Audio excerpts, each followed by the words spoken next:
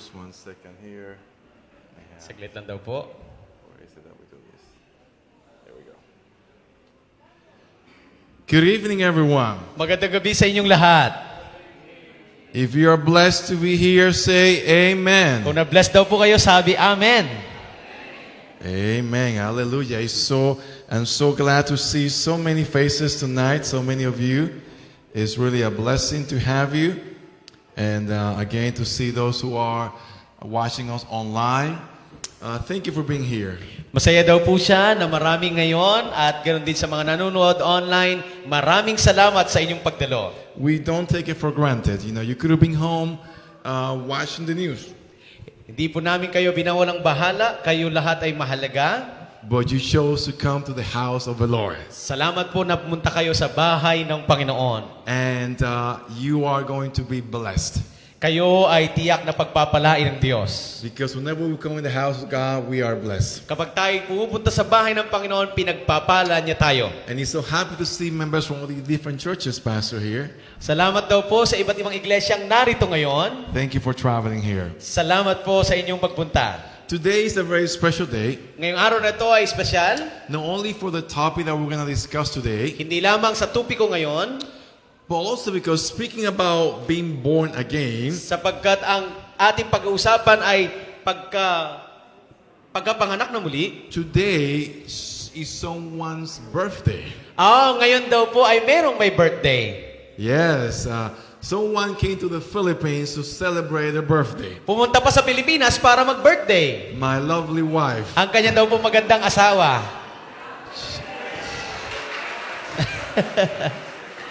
She is 1 year younger. Siya daw po ay pabata. And Pastor, you mentioned in the Philippines there's a word when the spouse is older or younger. What's the word when the spouse is older? Kapag daw po, the younger pastor? Older. Kuya. Akuya. She's my Ate, akuya. ate. No, Ate. Yeah. My birthday is in August.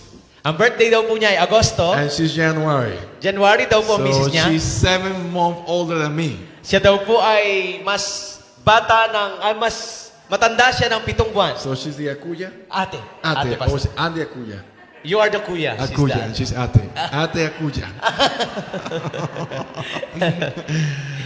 But I'm so happy my wife was able to be here and celebrate her birthday in the Filipino way.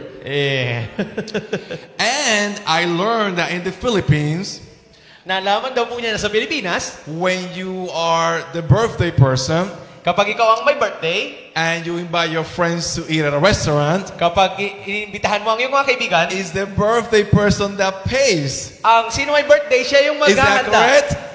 Siya yung gagastos. I would suggest you ask her to take you to a restaurant. Take my credit card. No. She will pay for all of us with the restaurant. Yung kanyang misis daw po magbabayad. Oh, beautiful. Well, tonight, my friends, our topic is how to be born again. Ngayong gabi, pag-uusapan natin, paano ba ipanganak na muli? And I ask you to pray with me. Tayo po'y manalangin. Father God, we thank you for your people that have come to your house of prayer. Speak to their hearts. May you, Holy Spirit, Lord, do his amazing work of transformation, conviction of sin, and a willingness to do your will. Yes, Lord. We thank you in Jesus' name. Amen. Amen. How many of you are parents? Let me see your hands. Parents? How many of you are parents? Sino daw po ang mga magulang? Raise your hands high. If you have children. Mataas po, mataas. Yan. Okay. Is it true that when your children are babies, they're little, right? They're so sweet, they're so gentle, they're so kind. Totoo po ba na kapag ang mga bata ay maliliit pa, ay sila po ay mababait? But as they grow older, they begin to give some more troubles. Kapag lumalaki daw po ay medyo nagiging makulit. And a little more headaches. Medyo sumasakit daw ang ating ulo. And they become teenagers. Kapag nagdadalaga at nagbibinata na, And you wish they go back into your stomach sana bumalik na sila sa tiyan. and become babies again. Sana maging baby sila ulit. But the reality is not possible, right? Pero hindi daw po yun posible. Once those babies grow and become teenagers and adults, Kapag ang mga bata ay lumalaki na at nagbibinata na, nagdadalaga, we only sing the song, no turning back, no turning ang kanta back. daw po natin ay wala ng balikan. And our babies grow. Our children grew so fast. Ang kanya daw po mga anak ay lumaking mabilis. Before you know it, you miss those years when they were little. Nananabik daw siya sa mga panahong bata pa sila. They grow and get married. Sila po ay alam na magpapakasal late sa susunod na mga panahon. And when Jesus was on this earth, Nung ang Panginoong Yesus ay nasa lupa, there was a religious leader that came to talk to Jesus. may isa daw pong leader ng relihiyong lumapit sa kanya. His name was Nicodemus. Ang pangalan niya ay si Nicodemo. And he was asking some questions to Jesus. At siya po ay nagtanong sa Panginoong Yesus. And in John chapter 3 and verse 3, Jesus told him something very, very important. Sabi ni Jesus kay Nicodemo, katotohanan sinasabi ko sa iyo, maliban na ang tao ipanganak na muli, ay hindi siya makakita ng kaharian ng Diyos. So you cannot see the kingdom of God unless you are born again. Kapag hindi ka ipanganak na muli, hindi ka makakita ng kaharian ng Diyos. Well, the question that Nicodemus was asking, how can somebody be born again? Sabi ni Nicodemo, paano maipapanganak ng muli ang tao? How can an adult enter into the mother's womb again? Paano isang matandang tao ay babalik sa sinapupunan ng kanyang ina? It is not possible. Hindi po yun posible. Even when your teenager is giving you headache and you want to send him or her back to your stomach, Kahit binatag dalaga ka na, hindi ka pwedeng bumalik sa sinapupunan ng iyong ina. it's impossible. Hindi po posible yon. So he asked the question, how is this possible? Paano nga ba maging posible yon? And Jesus replied, how, Pastor? Verse 5. Si Jesus po ay sumagot, katotohanan sinasabi ko sa iyo, maliban na ang tao ipanganak ng tubig at ng espiritu, hindi siya makakapasok sa kaharian ng Diyos. Unless you are born of water and what else? The Spirit. Kapag ikaw ay kailangang ipanganak ng tubig at ng espiritu. And Jesus was referring to the practice of baptism. Ang tinutukoy ni Jesus ay ang bautismo. And Jesus himself was baptized Maging si Jesus ay nabautismohan din. by John the Baptist. Si Juan Bautista ang nagbaptize sa kanya. Now, baptism is an opportunity or a symbol of the beginning of a new life. Ang bautismo ay simbolo ng pagbabagong buhay. And all your sins are cleansed and forgiven. Ang iyong lahat ng mga kasalanan ay pinatawad na. But Jesus had no sin in his life. Ang Panginoong Hesus hindi man siya nagkasala. So why did Jesus get baptized? Bakit siya nabautismohan? He was baptized to give us an example. Nabautismohan si Jesus para maging halimbawa That natin. we all may follow his example and also be baptized. Upang sundin natin ang kanyang halimbawa na mabautismohan din. You may say, Pastor, I was already baptized when I was a child. Sabi mo, nabautismohan din ako noong bata pa ako. I was a baby and they took me to church to be baptized. Yung baby pa ako, nabautismohan na ako. I don't remember, but my mom told me, my dad told me, I was taken to church and blessed in the church. Hindi ko yun maalala pero sinabi ng mga magulang ko. But the Bible teaches that baptism is by immersion. Ang sabi ng Biblia, ang tamang bautismo ay paglubog sa tubig. You have to go under the water and come out from the water. Ikaw ay kailangang ilubog sa tubig at umahon sa tubig. So for a baptism to be a biblical baptism, it has to be by immersion. Ang tamang bautismo ay paglubog sa tubig. Tell the person next to you, you have to be baptized by immersion. Sabihin nyo sa katabi nyo, kailangan mong mabautismohan sa pamamagitan ng paglubog. Say it. Sabihin nyo daw po.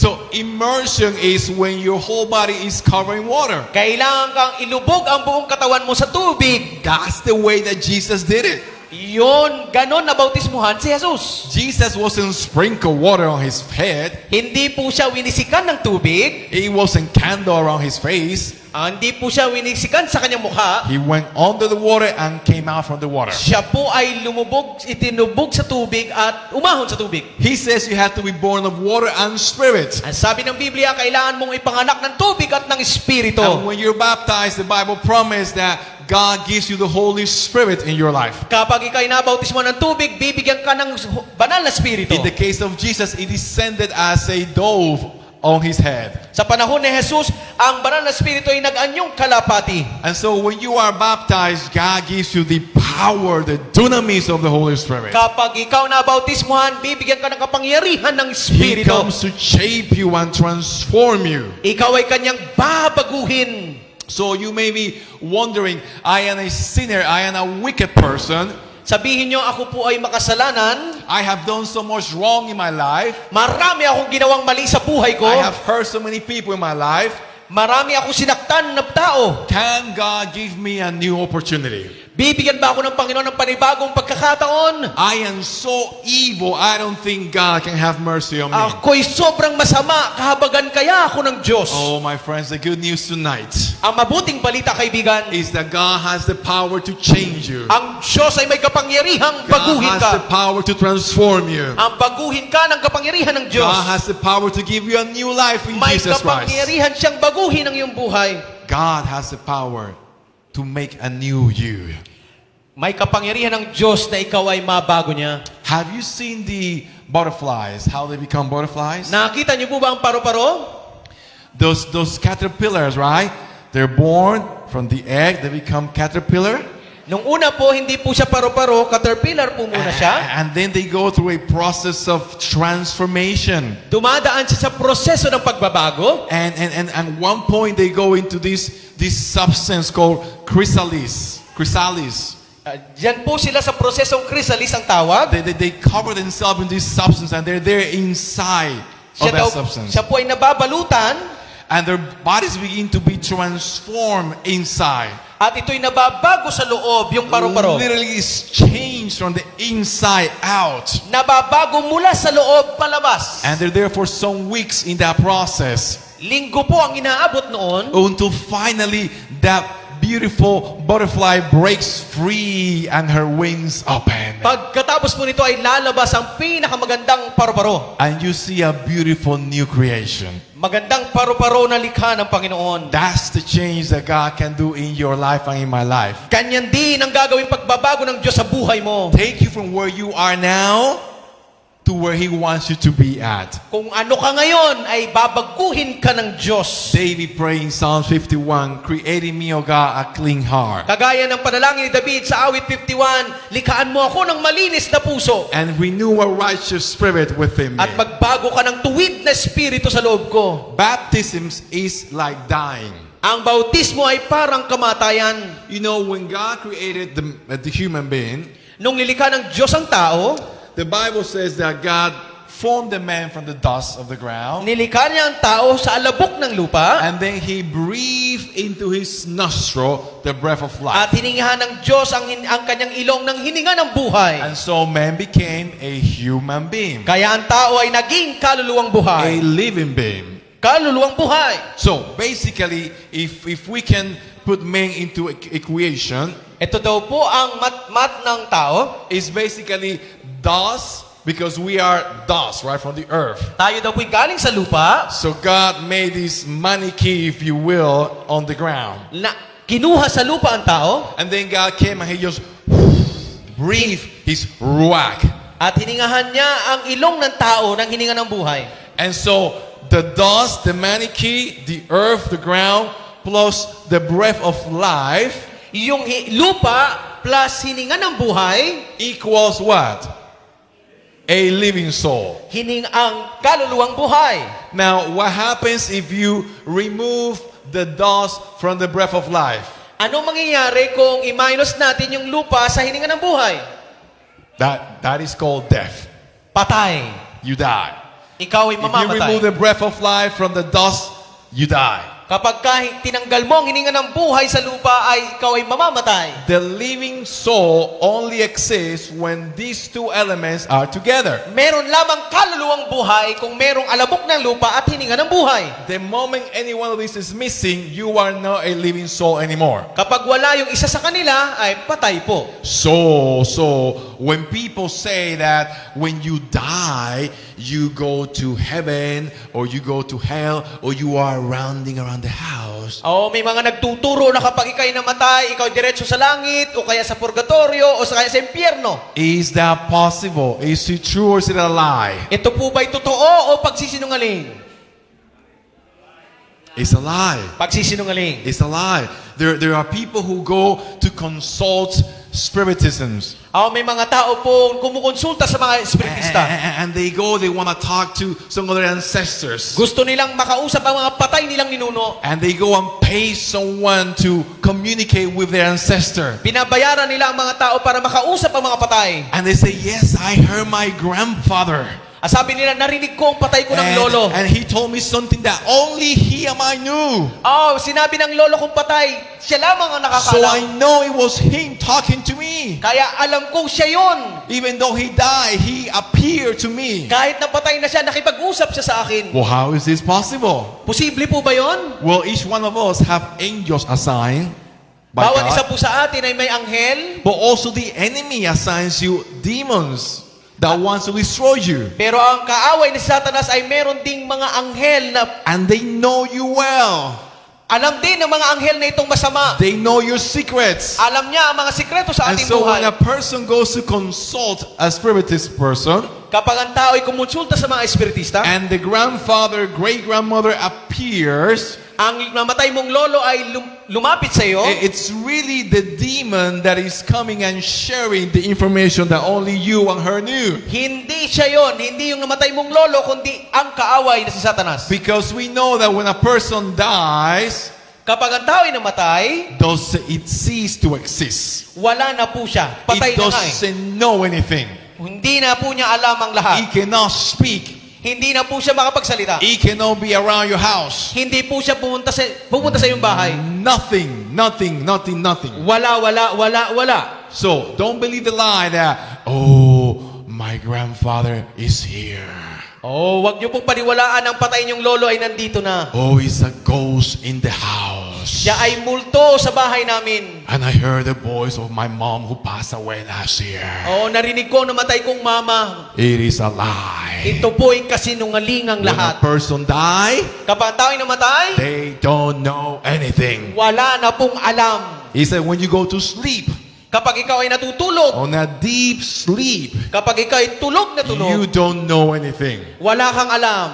And the Bible says Sabi ng Biblia, that baptism is also like a death. ang bautismo ay kagaya din ng kamatayan. Romans chapter 6 verse 3, Paul explains what happened when we are baptized. Ano ang mangyayari kapag tayo'y nabautismuhan? And he compares our baptisms like the death of Jesus Christ. Kinumpara ni Pablo na ang kamatayan ni Kristo ay ganun din ang Let's bautismo. read verse 3, Pastor.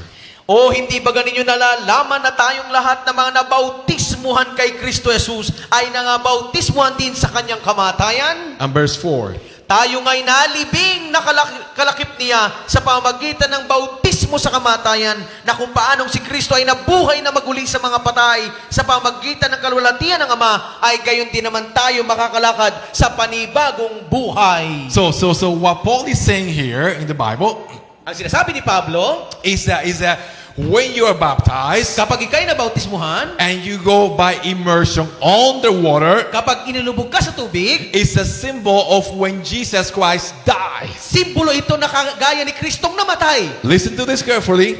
Pakinggan nyo mabuti. It's a comparison of baptism Ito po ay pagkumpara ng bautismo to death, like the death of Jesus Christ. kagaya ng kamatayan ni Kristo. It was real. Ito'y totoo. It happened. Ito'y nangyari. It ceased to exist. Ang namatay ay hindi na nabubuhay. Jesus died. Patay. And when you're baptized, your old man dies. Kapag ikay nabautismuhan, ang luma mong pagkatao ay namatay na. The old Maria dies. Ang lumang Maria ay patay na. The old Juana dies. Ang dating Juana ay patay na. The old Jeriel dies. Ang dating Jerry ay patay na. And so your story dies with you. Yung nakaraan mo ay patay na yon. Your sins and your past life dies Yung with you. iyong kasalanan ay tapos na yon. You cease to exist. God doesn't see you anymore. Boom, you're gone.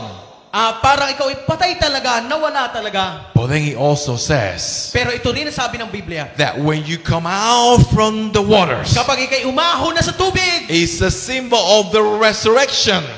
para din itong pagkabuhay na muli ni Jesus. Just as Jesus Christ was resurrected through the power of God, Kagaya ni Jesus na nabuhay muli sa mga patay, the same power that raised Jesus from the dead ito rin kapangyarihan na ito nabuhay kay is Kristo the sa patay. power that will give you new life in Jesus. Yun din ang kapangyarihang magbibigay sa iyo ng bagong buhay. And you become a new person in Jesus Kapag Christ. ikaw ay nabautismuhan, pagkatapos ito ay bagong nilalang ka na. Isn't that beautiful, my friends? Ito po ba'y maganda? That you can have a new opportunity. Ikaw ay may panibagong pagkakataon. You can have another chance in life.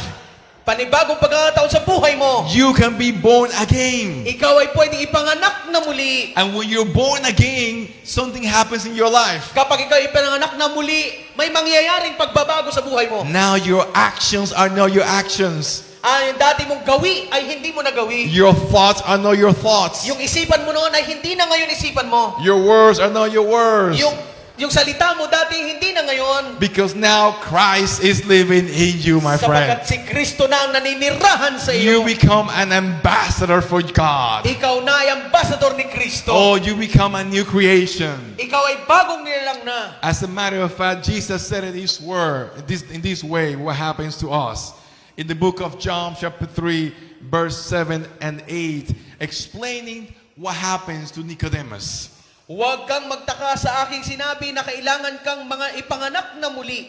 Humihihip ang hangin kung saan niya ibig at naririnig mo ang kanyang ugong, ngunit hindi mo nalalaman kung saan nanggagaling at kung saan paroroon, gayon din ang bawat ipinanganak ng Espiritu. So when you are born again, Kapag ikaw ay panganak na muli, it's now God guiding your life. ang Diyos na ang nabubuhay sa iyo. It is not through your own power, but the power of God. Hindi na sa kapangyarihan mo, kundi sa kapangyarihan ng Diyos. He does miracles in your life and through your life. Ginagawa niya ang mga himala sa buhay mo. He can change your plans, Babaguhin niya mga plano mo sa buhay. your direction in life. Yung direksyon mo ay kanyang babaguhin. But always remember, the plans of God are always the best plans for your life. Lagi mong alalahanin ang plano ng Diyos ay laging sa ikabubuti mo. If you can only see the future as God sees the future, Kung makikita mo lang sana ang hinaharap kagaya ng Diyos, you would choose the same thing that God is choosing for you today. pipiliin mo kung anong plano ng Diyos para sa iyo. See, living our lives with God is an adventure. Kapag ikaw ay nabubuhay kasama ang Diyos, ay napakasayang buhay. And you gotta trust God for that adventure. Pagtiwalaan mo ang Diyos sa paglalakbay na yon, That God will guide you to places that you don't know where to go. ikaw ay isusuguin ng Diyos sa mga lugar na hindi mo alam. I remember when I was a student at a university in the USA, Nung siya daw po ay nag-aaral pa sa Amerika ng kolehiyo, my wife and I had moved there and we had our first child. lumipat sila sa Amerika mag-asawa at nagkaroon sila ng isang anak. And we were students, so we were broke. Pero estudyante pa lang daw po sila noon. You know, no money for anything. So wala pa sa pera. But it was my wife's birthday like today. Kagaya din po daw ng birthday ng kanyang misis ngayon. And I wanted to take her out to eat Gusto niyang imbitahan ng asawa niya para kumain to a restaurant. sa isang restaurant. Now there is a secret when you go to a restaurant, you have no money. Pupunta ka lang sa restaurant kung ikaw ay may pera. You know, I learned that if you go to a restaurant and you don't buy drinks, Natutunan niya daw po na kapag pumunta ka sa restaurant nang hindi ka bumili ng inumin, and you don't buy desserts, kapag hindi ka kumain ng merienda, then the bill is less. You know, you pay less money. maliit lang daw po ang babayaran. So I went to the restaurant. So sila'y pumunta sa restaurant, I didn't want her to know that I didn't have any money. hindi niya gustong malaman ni misis niyang wala siyang pera. So I gave her the menu. Binigyan niya ng menu. I said, order anything you want, my love. Sabi niya, piliin mo kung anong gusto mo. But I'm praying, Lord, may she choose the cheapest dish on the menu. Pinagpipray daw niya sana, piliin na yung pinakamura. So she's ordering this, and she's ordering that, and Nung nag-order na daw po ay napapalunok na lang siya ng laway. and that day I wasn't hungry. Nung araw na yun, hindi daw siya gutom. I'm just gonna eat salad. Nagsalad lang daw po siya. So I was buying little things because I didn't have money. Ini-order niya lang yung mga mura kasi wala siyang pera. But I didn't want my wife to know that her husband didn't have money to pay for the meal. Ayaw niyang malaman ng miss niyang wala siyang pera. So we ate and the baby was there with us. Ayan, yung kasama nila yung baby habang kumakain. We had a nice time together. Ayun, kumain sila, masaya. And at one point, I went to the restroom. Siya daw po yung nag-CR muna. And then I asked the waitress for the bill. So Kanya daw pong sabi sa waiter kung magkano ang bill. And when the person came over, he said to us, "Don't worry, sir. Sabi nung waiter, huwag kang mag-alala, sir. Your bill has been paid." Ang kanya daw pong bill ay may nagbayad na. He said, "What do you mean my bill has been paid?" Sabi niya, ano bang ibig sabihin mo? And who paid the bill? Sino na nagbayad? And he said, "Well, there's a couple behind you, and they have come from church, and they say they wanted to pay your bill. Yung church member nila ay nagbayad nung bill niya. And so they pay all our food." Yung katabi nila sa restaurant, binayaran lahat. I was so relieved. Siya daw po'y nakahinga ng maluwag. I said to myself, if I knew they were paying for my bill, Kung nalaman lang niya na yung pala I magbabayad, would have eaten more. sana kumain na siya ng marami. But you know, when you are guided by God, Kapag ikaw ay ginagabayan ng Diyos, you don't know what's next. hindi mo alam anong susunod. God surprises you. So, sorpresa ka ng Diyos. God does things for you that you don't know or don't expect. Hindi mo in-expect pero may gagawin mabuti ang Diyos sa buhay It's mo. like living an adventure with Jesus Christ. Sa siyang paglalakbay kasama ang Diyos. Oh, but you here tonight, you may say to yourself, "Pastor, I'm not ready." Sasabihin mo ngayong gabi, Pastor, hindi pa po ako handa. He said, "Pastor, I cannot be baptized." You don't understand. Hindi pa po ako maaaring mabautismuhan. It's not my day. It's not my time yet. Hindi pa po panahon. Oh, my friend, the Bible says if you hear His voice, Kaibigan, sabi ng Biblia, pag narinig mo ang tinig ng Diyos, harden not your heart. huwag mong pagmatigasin ang iyong puso. Today is the day of salvation. Ngayon, ang araw ng kaligtasan, Life is not guaranteed for none of us. wala pong tiyak sa buhay natin. You may live here tonight, and God forbid you may die. Ngayon, buhay tayo, pero bukas baka mamatay na tayo. I don't know if I'll be alive tomorrow. Hindi niya daw po alam kung buhay pa sa bukas. And so while we hear God's voice, Kapag narinig natin ang tinig ng Diyos, while we have an opportunity, kapag meron pa tayong pagkakataon, today is the day to follow God. ngayon ang araw para sundin si Jesus. Baptism is a day to begin anew. Ang bautismo ay pagpapanimula muli. But Pastor, what's going to happen with my current lifestyle? Paano, Pastor, yung nakaraan kong buhay? What about all these bad behaviors that I have? Paano yung nakaraan kong kasamaan? Well, the Bible says that if anyone is in Christ, Kapag sino man na kay Kristo, he is a new creation. siya ay bagong nilalang, And baptism does just that. kagaya po ng bautismo. It's a symbol of a new creation. Ito'y simbolo ng bagong paglalang. It's the beginning of a journey with God. Ito'y pagpapanimula ng paglalakbay kasama si Kristo. It's not the end, it's just the beginning. Hindi po ito katapusan. Ito'y panimula pa lamang. You become a disciple of Jesus Christ. Ikaw ay magiging alagad ng Panginoong Jesus. And God can make you free. Ikaw ay palalayain ng Panginoon. Can give you peace. Ikaw ay bibigyan niya ng kapayapaan. Can give you joy. Bibigyan niya ng kasiyahan. Can remove that heavy burden that you're feeling on your heart. Matatanggal ang mabigat mong mga pasan.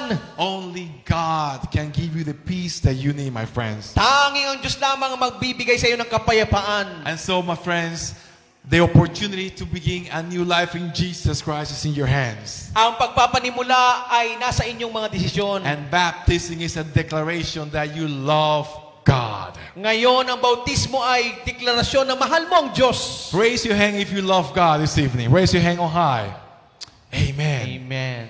When you're baptized, you tell the world, "I love God so much that I want to marry Him." Kapag nabautismo ang ka, sinasabi mo sa mundo, mahal ko ang Diyos, kaya magpapabautismo ako. You see, baptism is not only like dying, Hindi lamang po ang bautismo ay kamatayan. it's not only being born again, Hindi lamang pagkapanganak na muli. it's like getting married. Ikaw ay parang nagpakasal. You see, when I proposed my wife, my now wife, Nung siya po ay magpapakasal na, I want to do something special, Pastor.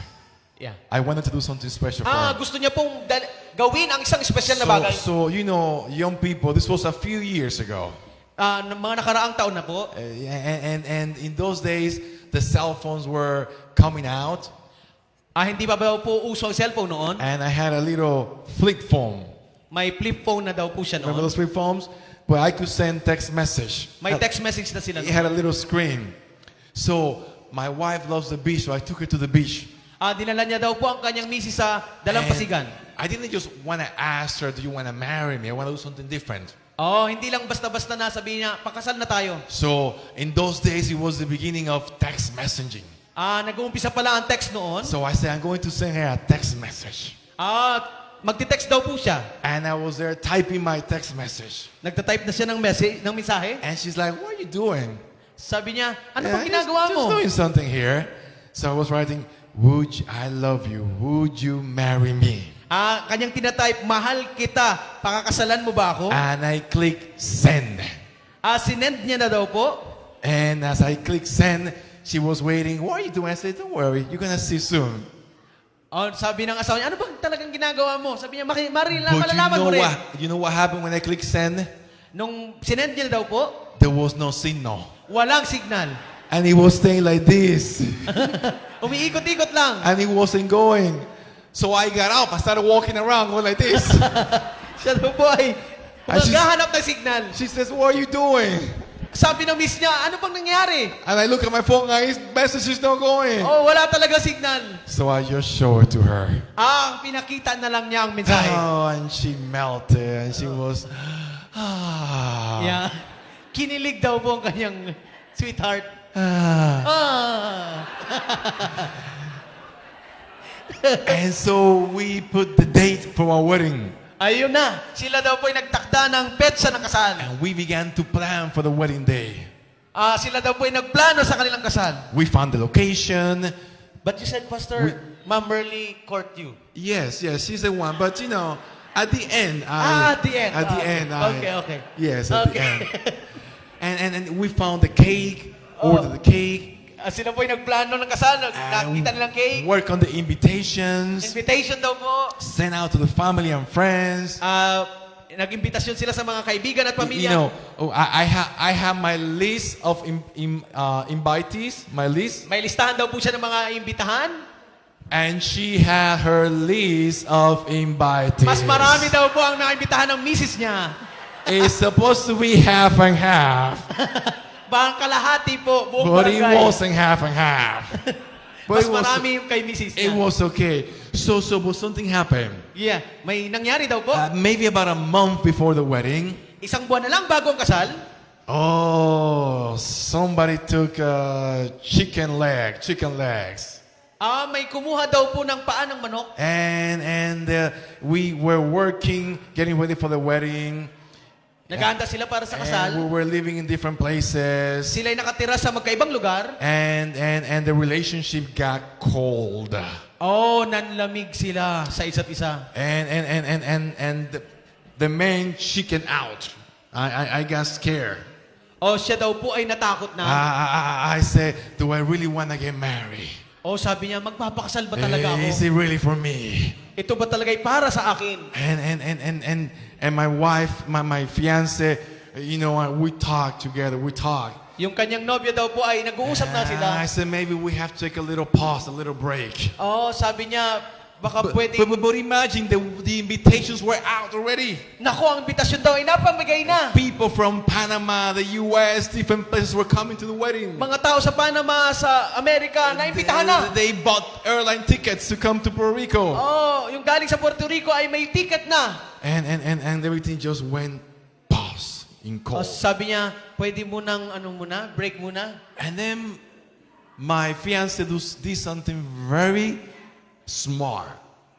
Ang kanya daw pong misis ay napakatalino. She put together a collage of photos Ang kanyang miss daw po ay nagkolekta ng mga pictures nila. of all of our memories together in a relationship. Na mga larawan nila noon. And she came to me and just gave it to me. Binigyan siya ng mga larawan nila, mga alaala, mga larawang And kupas. just said, we had a good time together. At sila nag-usap. I don't think he translated that right. And she gave that to me, those photos to me. Huh? Binigyan siya ng mga larawan na nakaraan. And didn't say much. Hindi na siya nagsalita. And just left. Just left. At siya'y umalis na. And I began to look at those photos. and those experiences that we had together. Noong nakita niya ng larawan, bumalik sa kanya ang mga alaala. I look at the memories of our relationship. Ay yan na, naalala niya na ang mga masayang nakaraan. And at one point I said, what a foolish man I am. Sabi niya, napakamangmang ko naman. What am I thinking? Bakit ba nag-isip ako ng breakup? This is the woman that I love. Ito ang babaeng mahal ko. I love her. Mahal ko siya. And I want to be with her the rest of my life. Sabi niya, gusto niyang makasama siya ng And habang so buhay. one day I went to the hospital where she worked. At pumunta po siya sa ospital na nag-work ang kanyang asawa. Nurse She po ang was kanyang misis. working. I was asking, where is the woman that I'm marrying?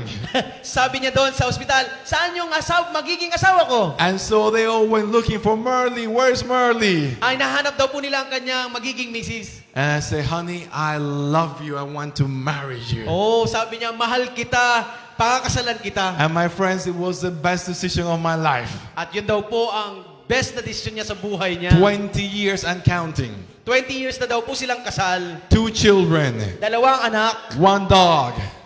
Isang dog si JJ. And 1 bird that flew away. Isa daw pong malagang ibon na nakatakas. But God has blessed us. Pinagpala sila ng Panginoon. And I see no turning back, no turning back. At ang kanyang awit, wala nang balikan.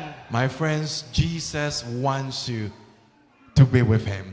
Gusto kang makasama ni Jesus. And to come to the altar with Him. Gusto niyang makasama ka sa altar. And to marry Him.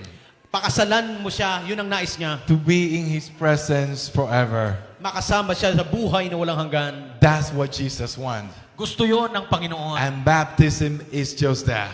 Ang bautismo ay ganun din. It's this relationship with Jesus Christ. Ito'y relasyon natin sa Panginoon. My friends, this evening, Kaibigan ko ngayong gabi, I want to make a special appeal to you. gusto ko magkaroon ng apila sa inyo. I want to call for those of you who want to live your life anew. Gusto ko na anyayahan ang mga taong gustong mabuhay na maguli. I want to call for those who want to go on the water and come out with a new life. Gusto ko na mga taong mabautismuhan, mailubog at umahon sa I tubig want to ulit. call for those who want to experience transformation. Gusto ko ang anyayahan ng mga taong gusto ng pagbabago. I want to call for those who want to live a married life with Jesus Christ. Gusto ko ang mga taong gustong magpakasal sa Panginoon. I'm calling for someone tonight that feels his heart burdened and heavy. Inanyayahan ko ang mga taong gustong magpabautismo. But tonight you say, Lord, please, Lord, give me freedom in Jesus Christ. Panginoon, ngayong gabi, nais ko pong isuko ang aking buhay sa iyo. Tonight you want to experience the peace that only God can give you. Gusto kong maranasan ng kapayapaan mula sa inyo. Tonight you want to start your life anew with Jesus Ngayong Christ. gabi, nais kong simulan muli ang buhay ko sa Panginoon. So this call is not for everyone. Ang panawagang ito hindi para sa lahat. In the name of Jesus, I'm calling for someone that needs to be baptized. Ang mga taong handa pong magpabautismo. Remember, baptism is not the end. It's just the beginning. Ang bautismo po ay hindi katapusan. It's Ito'y a panimula public lamang. symbol that you love Jesus Christ. Sinasabi mo na mahal mo ang Panginoon. But there is no a more joyful moment than that moment. Wala pong ibang masayang tagpo kundi yon. I baptized hundreds of people in my ministry. Sa kanya pong paglilingkod, daan-daan na ang kanya na bautismuhan. And every single one of them, when they come out from the water, with a big smile. At yung mga nabautismuhan niya daw po, pagkatapos ng bautismo ay ngumingiti. With joy and peace in their May hearts. kapayapaan at kagalakan sa kanilang puso. Tonight there is someone here Meron po ba sa ating kapulungan that needs to experience baptism. na gustong maranasan ng bautismo? Where you are, raise your hand where you are. Pwede po ba ninyo itaas ang inyong mga kamay? Say, Pastor, I want to be baptized. God bless you. Praise the Lord. I want to be Praise baptized. the Lord.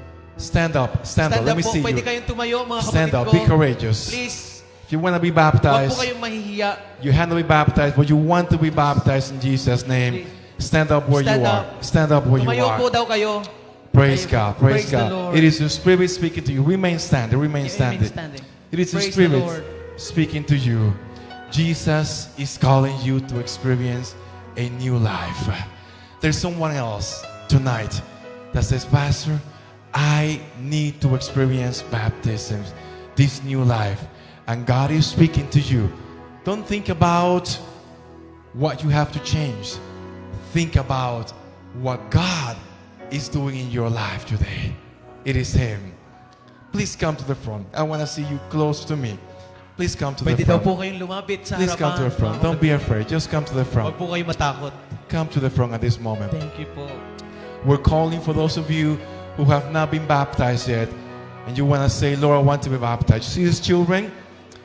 Your best decision. I was only 9 when I was baptized. My son was only 7.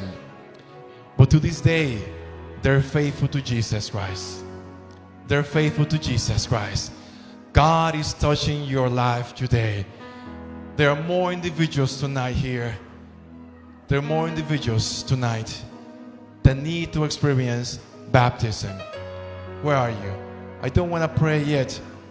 I don't want to pray yet until I give you an opportunity. I want to ask the members to pray at this moment, because it is a spiritual battle.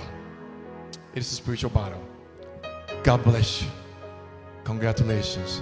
You are brave. You're courageous for Jesus Christ. You become His ambassador. And through you, God is going to do great miracles. He's going to change life, transform people's life. But I think there's somebody else here that needs to say, Pastor, I also have to be baptized. It is also my time. Don't think that you have much time. You know, there was a campaign like this where the message was being preached every night. And there was a man who was drunk. He was coming to the meetings. Every night he would come, smelling alcohol, drunk. Sat at the front, heard the message, and just left. And on a day like this, when a message on baptism was given, he told the pastor, I want to be baptized.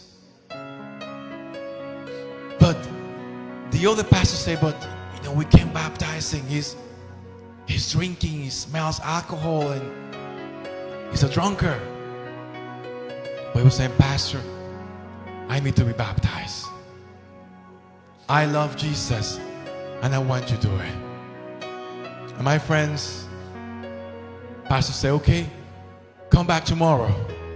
We'll baptize you tomorrow. So no, pastor, baptize me now. Baptize now. I cannot leave here without being baptized now, pastor. And so they filled the baptismal pool. Everybody had left church. It was the pastor, this man, and a few other leaders there. And they baptized the man. Amen. That same night. The following night, the man did not return to church.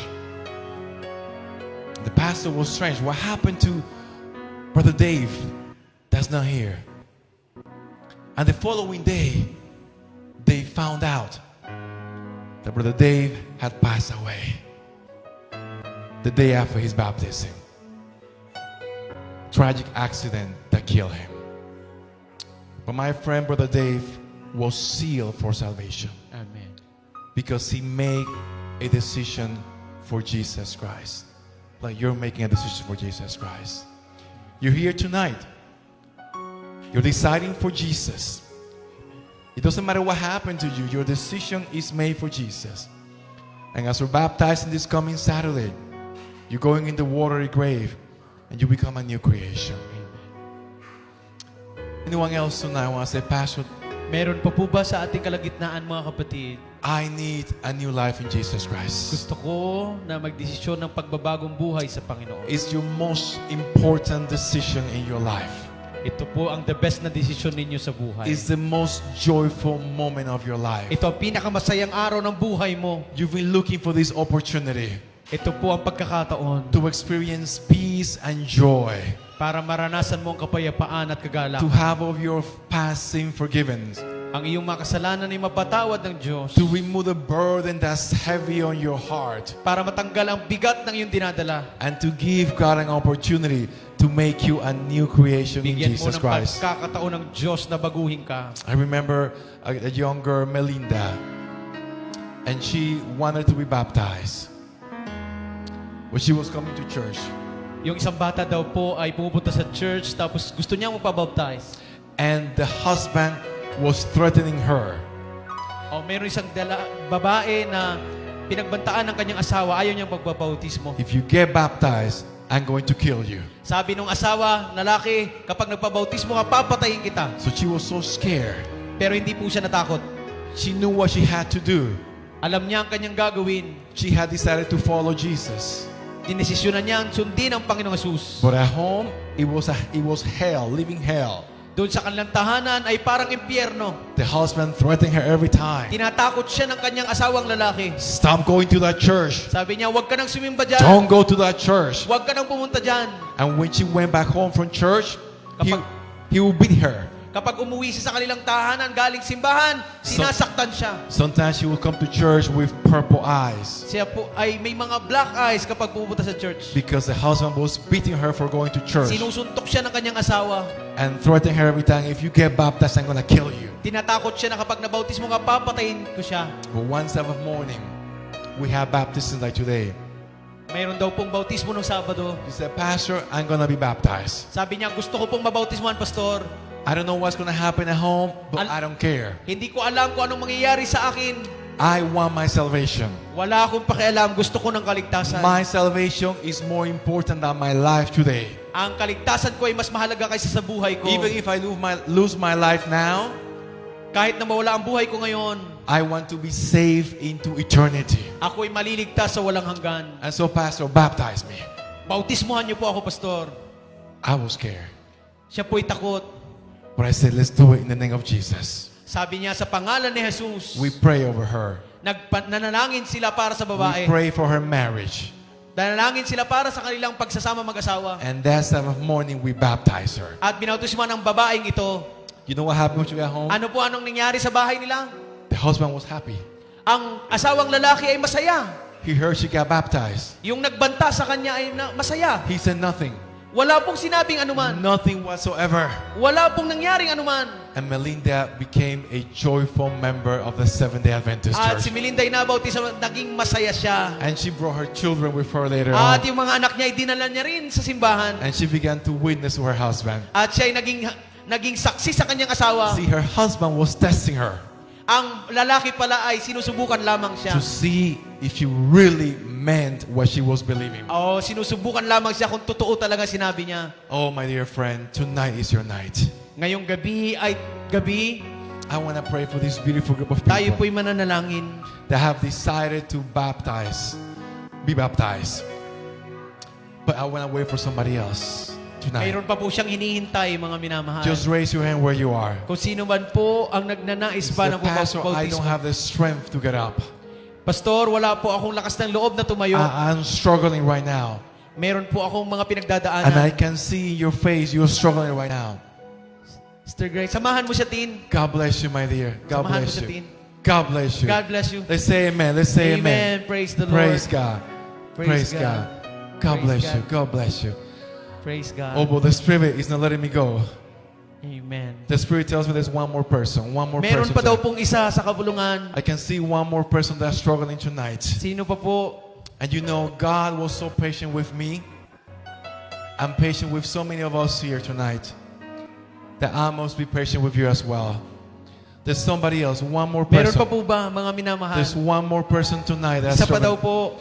Raise your hand. Raise your hand. Raise your hand up high. You may not have the strength, but don't think about tomorrow. Don't worry about what's not resolved. Don't worry about it. Leave it in the hands of Jesus. Baka nahihiya lang po kayo. Let's close our Pwede eyes. itaas niyo lang po ang inyong mga kamay. Audience, close your eyes. Church, close your eyes. Tayo po ay manalangin. This last person that's coming, just raise your hand where you are. Raise your Kung hand. nahihiya ka tumayo, itaas mo lang ang iyong And kamay. just say, God, give me the victory.